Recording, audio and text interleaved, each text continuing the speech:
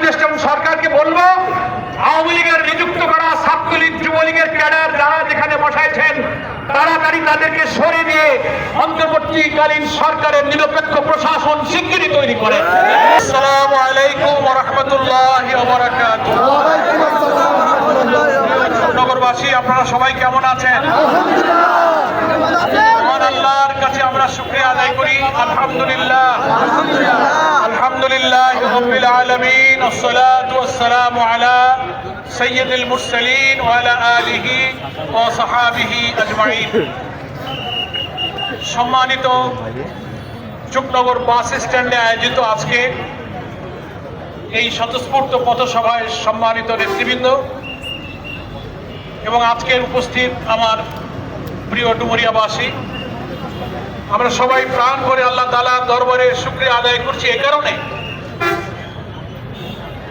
একটি অত্যাচারী শাসক, একটি ফ্যাসিবাদী শাসকের হাত থেকে দীর্ঘ 15 বছরের জুলুম, শোষণ, নিপীড়ন, গুম, খুন, হত্যা, জেল, জুলুম, মামলা, রিমান্ড, ছাত্রদের লেখাপড়া, ব্যবসা বাণিজ্য, মানুষের ক্যারিয়ার, সবকিছু যে অত্যাচারী শাসক ধ্বংস করেছে, তছনছ করে আমাদের জীবনকে তারা ধ্বংস করার এই মহান ধ্বংসযজ্ঞ থেকে রব্বুল আলামিন রহমানুর রহিম একটি আধিপত্যবাদী দাসত্বের শক্তি থেকে এই জাতিকে মুক্তি দিয়েছেন। আলহামদুলিল্লাহ, আমরা আল্লাহ তাআলার দরবারে শুকরগুজার করছি প্রাণ ভরে। 15 বছর ধরে এই ডুমুরিয়াবাসীর কথাই বলি, এখানেও যারা আমার চারিদিকে ডাইনে বামে দোকানপাটে, বাজারে, বাসে, স্ট্যান্ডে যারা শুনছেন, আপনারা শত শত মানুষ এই আওয়ামী দুঃশাসনের কবলে পড়ে মিথ্যা মামলায় জেল খেটেছেন। লুট, ব্যবসা বাণিজ্য, লেখাপড়া ছাত্রদের তছনছ হয়েছে, দোকানপাট, বাড়িঘরে থাকা যায়নি, পুলিশ আসবে আজ এ বাড়ি কাল ও বাড়ি, সব মামলাগুলো মিথ্যা দিয়ে দিয়ে বছরের পর বছর কোর্টের বারান্দায় জেলখানায় তাদের পাঠানো হয়েছে। এমন আল্লাহর রহমত আর করুণার শুকরিয়া আদায় না করে পারা যায় না। বাংলাদেশের বিএনপি, জামাত ইসলামী বিরোধী সকল দল 15 বছর ধরে রাজপথে আমরা বারবার আন্দোলন করে এই স্বৈরাচারের পতনের দ্বার প্রান্তে যখন গিয়েছি, একটি কুচক্রী মহলের চক্রান্তে বারবার সে আন্দোলন ব্যর্থ হচ্ছে। বাংলাদেশের তরুণ বিপ্লবী ছাত্র সমাজ, স্কুল, কলেজ, বিশ্ববিদ্যালয়, মাদ্রাসা, ছাত্রদের বাপ ছোট ছোট বাচ্চারা রাজপথে নেমে পুলিশের গুলির সামনে যখন মুখ পেতে নিল, তখন বাংলাদেশ বিজয়ী হলো, শেখ হাসিনা পরাজিত হলো। চুকনগরবাসী, ছাত্ররা আমাদের অহংকার, এই আন্দোলন আমাদের 15 বছরের আন্দোলন, তারা 1 মাস লাগে না এই আন্দোলনকে সফলতার দরজায় পৌঁছে। বিপ্লবী সাহসী ছাত্র সমাজকে আজকে ডুমুরিয়াবাসীর পক্ষ থেকে আমি সংগ্রামে অভিনন্দন এবং শুভেচ্ছা জানাই। যারা জীবন দিয়েছেন অকাতরে, সেই রংপুর বেগম রোকেয়া বিশ্ববিদ্যালয়ের আবু সাইদ বীরের সন্তানের মতো একজন বীর যোদ্ধা পুলিশের বুলেটের সামনে বুক পেতে দিয়েছিল, তার দিকে তাকালে মনে হচ্ছিল যেন আবু সাইদ বুক পেতে নাই, স্বৈরাচারের গুলির সামনে বাংলাদেশ বুক পেতে দিয়েছে। সেই আবু সাইদের রক্তের বিনিময়ে আর বেশি দিন যাওয়ার প্রয়োজন হয়, রাজপথ আন্দোলনে উত্তাল তরঙ্গ সৃষ্টি হলো।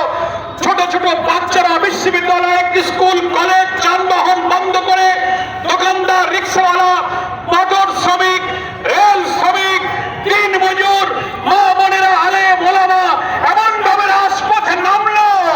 শেখ রেহানা, শেখ হাসিনা বলেছিল শেখ হাসিনা পালাবে না, লড়তে লড়তে মরবে, কিন্তু শেখ হাসিনা গণভবন থেকে সময় পায় নাই। অল্প একটু সময় চেয়েছিল আমার একটা বক্তব্য রেকর্ড করতে যাওয়ার সুযোগ হোক, বঙ্গ গণভবনের কর্মচারীরা তাকে সেই বক্তব্য রেকর্ড করার সময় দেয় নাই।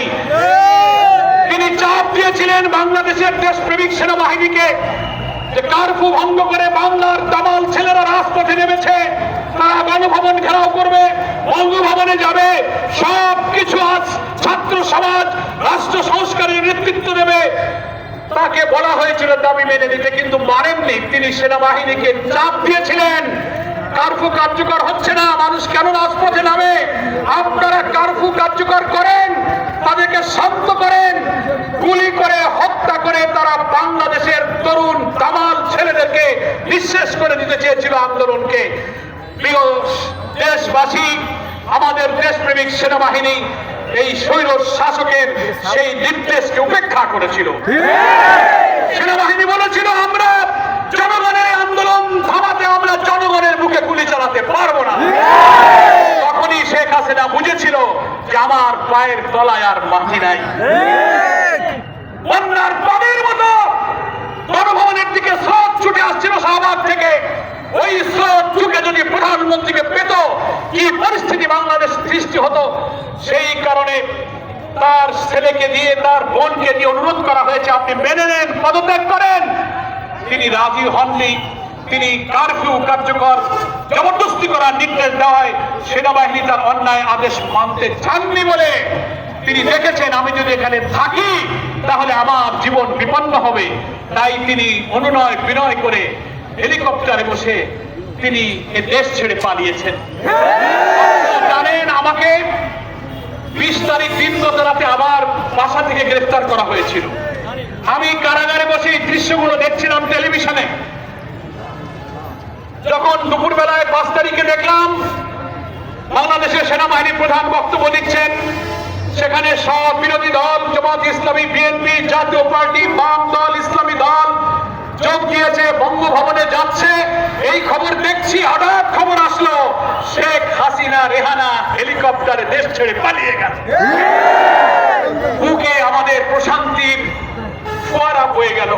কারাগারে আমরা বিএনপি, জামাত যত নেতৃবৃন্দ ছিলাম আল্লাহর কাছে শুকরিয়ার সিজদা করে গেলাম যে আল্লাহ, জীবনে তোমার বহু রহমত দেখেছি, কিন্তু একটা মুসলিম জাতির জন্য এত অবিস্মরণীয় দ্রুত রহমত তুমি আসমান থেকে দিয়েছো যা আমরা চিন্তাও করতে পারি। আলহামদুলিল্লাহ, এই আল্লাহর কাছে সবাই আমরা শুকরিয়া আদায় করি। আলহামদুলিল্লাহ। নগরবাসী ভাইরা, এই ঐতিহাসিক ছাত্র গণ অভ্যুত্থানের পর একটি নতুন বাংলাদেশ নির্মাণের জন্য আমাদের বিপ্লবী ছাত্র সমাজ যে দেশটি উপহার দিয়েছে সেই দেশ হচ্ছে নতুন বাংলাদেশ। 5 তারিখ হলো আমাদের আর এক তৃতীয় স্বাধীনতা দিবস। দুইবার, তৃতীয়বার বাংলাদেশের মানুষ স্বাধীন হয়েছে। আমরা স্বপ্ন দেখি আমাদের ভোটাধিকার, গণতন্ত্র, আপনাদের স্বাধিকার, সংবাদপত্রের অধিকার, বাক স্বাধীনতা, ভাত, কাপড়, শিক্ষা, চিকিৎসা, বাসস্থানের অধিকার। আমরা কথা বলবো, আমার সংবিধান আমাকে যে অধিকার দিয়েছে, মুক্তিযুদ্ধের প্রকৃত চেতনায় বাংলাদেশের সংবিধানে বলা হয়েছে সাম্য, মানবিক মর্যাদা এবং ন্যায় বিচার। এটাই হচ্ছে মুক্তিযুদ্ধের প্রকৃত চেতনা। সেই চেতনার আলোকে তরুণ ছাত্র সমাজ আর জনতা মিলে এখন আমরা একটি নতুন বাংলাদেশ গড়ার কাজে হাত দিয়েছি। আলহামদুলিল্লাহ। আমাদের ঐতিহাসিক দায়িত্ব এই নতুন বাংলাদেশ গড়ার কাজে অন্তর্বর্তীকালীন এই সরকারকে আমাদের সাহায্য করতে হবে। কি বলেন? জামাত ইসলামী, বিএনপি সহ সকল দলকে আমাদের অন্তর্বর্তীকালীন সরকারের প্রধান উপদেষ্টা নোবেল বিজয়ী প্রফেসর ডক্টর মোহাম্মদ ইউনূস আহ্বান জানিয়েছিলেন। আমরা সেখানে গিয়েছিলাম। তিনি আমাদের আন্তরিক সহযোগিতা কামনা করেছেন। দেশ গঠনে তিনি আমাদের জন্য দোয়া চেয়েছেন। আমরা কথা দিয়েছি এত রক্তের বিনিময়ে, এত শহীদের লাশের উপর দিয়ে যে বিজয় আমরা অর্জন করেছি, প্রয়োজনে আমরা আরো ত্যাগ করবো, কিন্তু বিজয়কে আমরা কাউকে ছিনিয়ে নিতে দেব না। সহযোগিতা করবো। আপনাদের কাছে আহ্বান থাকবে, আহ্বান থাকবে। এখনো একটি কুচক্রী মহল বিদেশ থেকে কলকাঠি নামছে। নানান সংস্থা আন্তর্জাতিক ভাবে এই দেশের রাজনীতির খেলায় সবকিছু দেশে হয় না, দেশের বাইরে থেকেও হয়। নৈরাজ্য সৃষ্টি করা, সহিংসতা, আবার জ্বালাও পোড়াও, আমার হিন্দু সনাতন ধর্ম ভাইদের মধ্যে অন্যায় এবং উস্কানি দিয়ে এই দেশে আর একটা অশান্তির তৈরির একটি আন্তর্জাতিক চক্রান্ত চলছে। এই সব ব্যাপারে আমাদের সজাগ থাকতে হবে। কি বলেন? এই জন্য আমি সনাতন ধর্মাবলম্বী হিন্দু সম্প্রদায়ের ভাইদের কাছে আমার উদাত্ত আহ্বান থাকবে, আপনারাই সাক্ষী আছেন, এই বাংলাদেশ হচ্ছে একটি সাম্প্রদায়িক সম্প্রীতির বাংলাদেশ। তরুণ ছাত্র সমাজের রাত্রের পর একটি নতুন সাম্প্রদায়িক সম্প্রীতির একটা নতুন ডাইমেনশনে আমরা প্রবেশ করেছি। আমাদের সকল ধর্মের মানুষ মিলে একটা কমিউনাল হারমোনির মধ্য দিয়ে একটা নতুন বাংলাদেশের স্বপ্ন আমাদের শহীদেরা যা দেখে গেছেন, আমরা প্রয়োজনে আরো ব্যাক করে সেই বাংলাদেশ আমরা গড়ব। আমাদের হিন্দু মুসলিম মিলেমিশে থাকতে হবে। আমাদের দেশে অপপ্রচার, মিথ্যাচার, গুজব এমন। ফুলতলায় হিন্দু ভাইদের সমাবেশে আমি বলে আসলাম, এখনো আমি বলি, আমার অনেক হিন্দু বন্ধুরা এখানে আছেন, আমার কৃষ্ণনন্দী দাদা আছেন, অনেক ভাইয়েরা আছেন যারা মনে অনেক দুঃখ কষ্ট বেদনা আমাকে ফোনে বলেছেন। আমি দুইটা কথা বলি, দুইটা অপপ্রচার আছে, দুইটা গুজব আছে। একটা আছে জামাত ইসলামীর ব্যাপারে, শিবিরের ব্যাপারে, আর একটা আছে হিন্দু ভাইদের ব্যাপারে। জামাতের ব্যাপারে একটা অপপ্রচার আছে কি, এই দেশে যা দুর্ঘটনা ঘটবে, যত বিপদ হবে, বলে এটা শিবির করেছে জামাত। এই চুপনগর রাস্তার উপরে যদি কোনো ইট একটা পড়ে থাকে, শেখ হাসিনা হাঁটার সময় যদি ইটে হুসট লাগে, হাসিনা বলবে যে ইট শিবির রেখে গেছে। অপপ্রচারটা এরকম হয়ে গেছে না? এই যে এত বড় আন্দোলন ছাত্ররা করলো, শিবিরের নামে শিবির কোনো মিছিল করেনি, জামাত করেনি, বিএনপি করেনি, সাধারণ ছাত্র, কোন দল মত নির্বিশেষে একটা সার্বজনীন বিশাল আন্দোলন, যেখানে ছাত্রদের বাপ মারা হয়েছে। সেই আন্দোলনের পরেও কয় যে এটা শিবির করেছে। রিমান্ডে আমাকে এইসব জিজ্ঞাসা করছে, স্যার কারা করে? বলে আপনারা ফুটেজ আছে, ভিডিও আছে, সিসিটিভি আছে, বের করেন কোথায় শিবিরে কাজটা করেছে। কিছু একটা হলেই জামাত শিবির, যত দোষ দ্বন্দ্ব ঘোষ, নাকি বলেন? এখন আমি হিন্দু ভাইদেরকে বলেছি, এই অপপ্রচার আমরা দূর করতে পারবো না, এটা আপনাদেরকে দূর করতে হবে। আপনাদের বলতে হবে জামাত শিবিরের কোন লোক মন্দিরে হামলা করে না, হিন্দুদের জমি, খের, সম্পদ, দোকান লুট জামাত শিবিরের লোকেরা করে না। আমি এখানে দাঁড়িয়ে চ্যালেঞ্জ করলাম, কোন হিন্দু ভাই কি বলতে পারবেন যে জামাত ইসলামীর কোন লোকেরা আপনার দোকান লুট করেছে, খের লুট করেছে, এটার উপরে হামলা করছে? করে নাই, করেছে এক শ্রেণী দুষ্কৃতকারী। আমরা এটাকে ঘৃণা করি। এটা যদি হিন্দু ভাইয়েরা মুখ ফুলিয়ে বলেন যে এটা জামাত শিবির করে নাই, তাহলে এই অপপ্রচার আস্তে আস্তে দূর হবে। এই অপপ্রচার করে হচ্ছে কি, প্রকৃত অপরাধীরা রেহাই পেয়ে যাচ্ছে। তা করি তা তো শিবিরের পরেই যায়, তো চালাও, লুট করো, ডাকাতি করো, চাঁদাবাজি করো, ঘোষ। এই ফাঁকে আমি খেয়ে যাই। গ্রামে কয় যে মামুর ঘরে আগুন লাগিছে, এই সলকে খাইয়ে যায়। কথা বোঝেননি? এরা মামুর ঘরে আগুন দিয়ে এই সলকে খাইতে চায়, এইটা আর খাইতে দেওয়া যাবে না।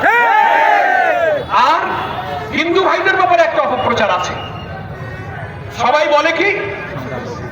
সবাই বলে কি যে হিন্দু মানে হচ্ছে আওয়ামী লীগ, হিন্দু মানে হলো আওয়ামী লীগ, হিন্দু মানে হলো নৌকায় ভোট। আমি মনে করি এটাও হিন্দুদের ব্যাপারে একটা অপপ্রচার, নাকি বলে? হিন্দুরা কি শুধু নৌকায় ভোট দেয়, অন্য জায়গায় ভোট দেয় না? কথার জবাব দেন, দেয়। তাহলে এই অপপ্রচার থেকে আপনারা বেরিয়ে আসেন না কেন? আপনারা প্রমাণ করুন যে হিন্দু হলেই আমরা নৌকা নয়। সব গণতান্ত্রিক ডেমোক্রেটিক পলিসিতে, রাজনীতিতে আমরা স্বাধীন মতো রাজনীতি করি। এই জন্য আপনাদের কথা বলে এই গুজব দূর করতে হবে। আমরাও কথা বলে এই গুজব ইনশাল্লাহ দূর করব। আমরা বিশ্বাস করি হিন্দু মানে আওয়ামী লীগ নয়। হিন্দুরা তো আমাকেও ভোট দিয়েছে, ভোট দেন নাই। আমি মন্দিরে গিয়েছি, শ্মশানে গিয়েছি, হিন্দু ভাইদের বাড়িতে বাড়িতে গিয়েছি, বিভিন্ন জায়গায় হিন্দু ভাইরা আমার কেঁদে কেঁদে এসে বলেছে, দাদা আমাদের শ্মশান নাই, মানুষ মারা গেলে পোড়ানোর জায়গা নাই, আমরা বিলের পানির মধ্যে ফেলে দিই, আগুন দিতে পারি না, আমাদের শ্মশান বানায় দেন। লক্ষ লক্ষ টাকা ব্যয় করে অনেক জায়গায় আমি শ্মশান করে দিয়েছি। কেন্দ্রীয় ডুমুরিয়ার নাট মন্দির, এই ডুমুরিয়ার প্রত্যেকটি মন্দিরে অল্প বেশি যা পারি 5 বছরে এমন কোন মন্দির নাই যে আমার থাকাকালে আমি কোন আর্থিক সহযোগিতা সরকারি উদ্যোগে আমি করতে পারি নাই, সব জায়গায় আমি করেছি। বাংলাদেশ সাম্প্রদায়িক সম্প্রীতির এক উজ্জ্বল দৃষ্টান্ত, নাকি বলে? আমরা বিশ্বাস করি না যে হিন্দুরা সংখ্যালঘু। অনেকে বলে ভাই আমরা তো সংখ্যালঘু, আমি এটা ফুলতলে সংখ্যালঘু বলে কোনো কথা নেই। দুনিয়ার যে কোনো দেশে ধর্ম বর্ণ নির্বিশেষে কিছু লোক কম থাকতে পারে, বেশি থাকতে পারে। কারণ এই না যে সংখ্যায় কম আর বেশির কারণে সেই দেশের তার যে সাংবিধানিক গণতান্ত্রিক অধিকার সে পাবে না, তার উপরে হামলা করা হবে, এটা বাংলাদেশের সংবিধান বলে না। একজন মুসলমান বাংলাদেশের সংবিধানে যে অধিকার সংরক্ষণ করে, একজন হিন্দু বৌদ্ধ খ্রিস্টান সেই একই অধিকার সংরক্ষণ করে। আমাদের সংখ্যালঘু সংখ্যাগুরু নয়, আমাদের সবার পরিচয় হচ্ছে আমরা বাংলাদেশী, আমরা বাংলাদেশী। তাই হিন্দু ভাইদের বলি, আপনারা নিজেদেরকে কখনো সংখ্যালঘু বলবেন না। কেন সংখ্যালঘু বলে? আমি মনে করি হিন্দু সম্প্রদায়কে ছোট করা হয়েছে। আমার প্রিয় ভাইরা, তাই আসুন আগামী দিনের এই বাংলাদেশ নির্মাণে হিন্দু মুসলিম মিলেমিশে আমরা এই ডুমুরিয়াকে গড়ব। আমার নির্বাচনের আগে আমি পথে পথে আপনাদের কাছে প্রতিশ্রুতি দিয়েছিলাম, সন্ত্রাস কবলিত মৃত্যুকূপ ডুমুরিয়া প্রতিদিন লাশ, মৃত্যু ধ্বংস আর গুম ছিল, জোর করে ঘের দখল ছিল। আমার 5 বছরে আমি চেষ্টা করেছি এই দক্ষিণ ডুমুরিয়া সহ বিভিন্ন জায়গার প্রত্যন্ত অঞ্চলে দখল করা, ঘের মুক্ত করার জন্য আমার জীবনকে বাজি রেখে যেতে হয়েছে। আমাকে বলা হয়েছে আপনি এই এলাকায় আসলে আপনাকে হত্যা করা হবে, সীমানা দেওয়া হয়েছে। আমি বলেছি না, চলো ঘের কেটে দেবো। আমি দক্ষিণ অঞ্চলে গিয়ে ঘের কেটেছি, যার জমি ঘের তার উদ্ধার করে। আমি যখন অনেক অঞ্চলে গিয়েছি, আমার সেই সব হিন্দু ভাই আমাকে দেখে কান্নাকাটি করছেন। বহুদিন পর আমরা আমাদের জমিতে যেতে পেরেছি। তারপরে যারা দুর্বৃত্ত সুযোগ পেলেই তারা আবার জুলুম করার চেষ্টা করেছে। কি বলেন? চিহ্নিত সন্ত্রাসী চরমপন্থীদের থেকে এই ডুমুরিয়াকে মুক্ত করার জন্য আমাদের অনেক ভাইরা জীবন দিয়েছেন। আমি পার্লামেন্টে দাঁড়িয়ে অনেক বক্তৃতা করেছি, বেগম খালেদা জিয়াকে বলেছি, স্বরাষ্ট্রমন্ত্রীকে বলেছি। তারপরে তারা পদক্ষেপ নিয়ে যতটা সম্ভব ওই 5 বছরে ডুমুরিয়াকে আমরা চরমপন্থী সন্ত্রাসীদের হাত থেকে কিছুটা প্রশান্তি দেওয়ার চেষ্টা আমরা করেছি। উন্নয়নের জন্য আমার আর বক্তৃতা করার দরকার নেই। চুকনগরবাসী আপনারা বলবেন, আমাদের সময় চুকনগর কি কোনো উন্নয়ন হয়েছে? এই চুকনগর বাজারে হাঁটু সমান হাবড় কাদার মধ্যে বাজার করতে আসতো। সেই ডুমুরিয়ায় সেই বাজারে চাতাল করা, চাঁদনি করা, পাকা করা, ইউনিয়ন কাউন্সিলের ভবন করা, এই মাগরভনা আটলিয়া বিভিন্ন ইউনিয়নে যতটা সম্ভব, যা হয় না 50 বছরে তাকে 5 বছরে করা যায়। 5 বছরে আমি একটি উন্নয়নের মডেল তৈরি করার জন্য আমার আপ্রাণ চেষ্টা করেছি। এর আগে আমি কথা দিয়েছিলাম, এই উন্নয়নের কাজে একটা টাকা হারাম আমার হলকুমের নিচে যাবে না। আমি চ্যালেঞ্জ দিয়েছি, আমার বিদায়ের পরে আপনারা কেউ একটা কথা কি বলতে পেরেছেন? কোন কাজের বিনিময়ে আমি কারোর কাছ থেকে একটা চা খেয়েছি, একটা টাকা নিয়েছি? বরং পারলে আমার পার্লামেন্ট ভবনে আমার এমপি হোস্টেলে আলু ভর্তা দিয়ে, ডাল দিয়ে, ভাত খাওয়ায়, নিজের গাড়ির তেল পোড়ায় আমি তাকে সচিবালয়ে নিয়ে গেছি। তাই আমরা প্রধান উপদেষ্টা আমাদের ডেকেছিলেন, আমরা বলেছি একটি নিরপেক্ষ সরকারের অধীনে গ্রহণযোগ্য অংশগ্রহণমূলক একটি অবাধ নির্বাচনের জন্য এই অন্তর্বর্তীকালীন সরকারের যতদিন থাকা লাগে সন্ত্রাস দমন করে পরিবেশ ঠিক করে আপনি একটি অবাধ নির্বাচন দিন, যে নির্বাচনে সবাই অংশ নিতে পারে। আমরা এমন কোন নির্বাচন চাই না যে নির্বাচন দিতে রওনা দিলে রাস্তাঘাটে ছাত্রলীগ, যুবলীগ আর পুলিশ বলবে ওদিকে যায়েন না, খবর আছে ভোট হয়ে গেছে। জোর করে ভোট কেন্দ্রে গেলে বলবে যে না, ব্যালট নাই, বাক্স ভরে গেছে, দিনের ভোট রাতে হয়ে গেছে। আমরা এরকম ভোট বাংলাদেশে আর হতে দেব না। এত শাহাদাত, হাজার হাজার লোক হাসপাতালে পঙ্গুত্ব বরণ করছে, চিৎকার করছে। কত মা তার সন্তান হারিয়েছে, কত বোন তার স্বামী হারিয়েছে, কত মানুষ জীবন দিয়ে চলে গেছে। এই রক্তের ঋণ আমাদেরকে শৃঙ্খলা, ভদ্রতা, বিনয়, সহনশীলতা দিয়ে এই রক্তের ঋণ শোধ করতে হবে। আমার প্রিয় ভাইরা, আমরা দোয়া করি যারা জীবন দিয়েছে আন্দোলনের ছাত্রনেত্রীকে আল্লাহ তাআলা মাগফিরাত দান করে জান্নাতে উচ্চ মর্যাদা দান করুন। অসুস্থ যারা তাদেরকে আল্লাহ পাক দ্রুত শেফা দান করুন। যারা ক্ষতিগ্রস্ত হয়েছে, বিপদগ্রস্ত, আমি আপনাদের কাছে ক্ষমা চাই। মনের কষ্ট ভুলে গিয়ে সকলকে মাফ করে দেন। মিলেমিশে আমরা আসুন শান্তির ডুমুরিয়া আবার গড়ে তুলি এবং এই সরকারকে, পুলিশ প্রশাসন, জনপ্রশাসন, আমরা সকলকে কথা দিয়েছি, তাদেরকে বলেছি আওয়ামী লীগের আমলে যারা যেখানে ডিসি, এসপি, ডিআইজি, ওসি যেখানে ছিল তাদেরই পছন্দের লোকেরাই ছিল এবং যত খুন খারাপি অন্যায়কে আওয়ামী লীগ, ছাত্রলীগকে তারাই সাপোর্ট দিয়েছে। কি বলে? দয়া করে এরা যদি শিক্ষা নেবে কিনা আমরা জানি না, একটা কথা আছে, বিড়াল তো দুধ পছন্দ করে না, কি বলেন? তো বিড়ালকে ধরে এনে যদি তওবা করা, যদি আস্তাগফিরুল্লাহ পড়, এক বাটি দুধ এই ধুয়ে দিলাম, মিক্সে দেবেন, তুই আর দুধ খাস নে, বিড়ালের তওবা কি বিশ্বাস করা যায়? ও মুখ দিয়ে গুঁতোয় দিয়ে সেই বাটি খাবে, দুধের বাটি। এখন বিড়ালের কাছে দুধের না খাওয়ার তওবা কবুল করা যায় কিনা জানি না। জনগণ অবাধে চলাফেরা করতে পারে, আর যেন দলীয় হানাহানি না হয়। তবে শর্ত হলো বিএনপি জামাত বিরোধী দল আমাদের প্রশাসনকে সহযোগিতা করতে হবে। সময় তো লাগে, কেবল না 12-14 দিন হয়েছে, 8 দিন হয়েছে, তো যা হয় না 15 বছরে তাকে 8 দিনে হয়। অনেকে বলে ভাই আমার ফোন করে, ভাই এটা করতে হবে, এটা করতে হবে, এটা করেন, ঠিক সময় হয়ে গেল। 15 বছর সহ্য তখন করা গেছে, আর একটু করেন। আর যারা সরকারে আসছে এরা হলো অরাজনৈতিক সরকার, আমাদের মধ্যে এরা এত রাজনীতি করে নাই, এরা আমলা ছিল, এনজিও কর্মকর্তা। আমরা এদেরকে বুঝাইতেছি, বিএনপি যাচ্ছে, জামাত যাচ্ছে, জাতীয় পার্টি যাচ্ছে, বাম দল যাচ্ছে, আস্তে আস্তে তাদের কিছু ত্রুটি বিচ্যুতি আমরা ধরছি। ইনশাআল্লাহ আমরা যদি একটু ধৈর্য ধরতে পারি, তাহলে আমাদের স্বপ্নের সেই বাংলাদেশ নির্মাণে আমরা হয়তো এগিয়ে যেতে পারবো ইনশাআল্লাহ। চট্টগ্রামবাসীকে ধন্যবাদ জানাই। আমি এসেছি মাত্র একদিন, সকালে এসেছি, আবার আজকে চলে যাবো ইনশাআল্লাহ। এই জন্য হয়তো আপনাদের মনের আশা বড় জনসভা হবে, কত নেতারা এখানে আছেন, আবুল কালাম আজাদ, ইমরান হোসেন, এই যে প্রফেসর মুক্তার, মাহফুজুর রহমান, মুন্সি মিজান, আমাদের দৌলত ভাই বিএনপি নেতা, ডুমুরিয়ার অনেক নেতা এখানে আছেন, এই যে হবি আছে, তো সবাই আছে। একটা জনসভা হইলে সবাই ওই যে ওই দিক থেকে শহীদ হাত তুলছে, এই বাদুড়িয়া ঘোষণা শহীদ হাত।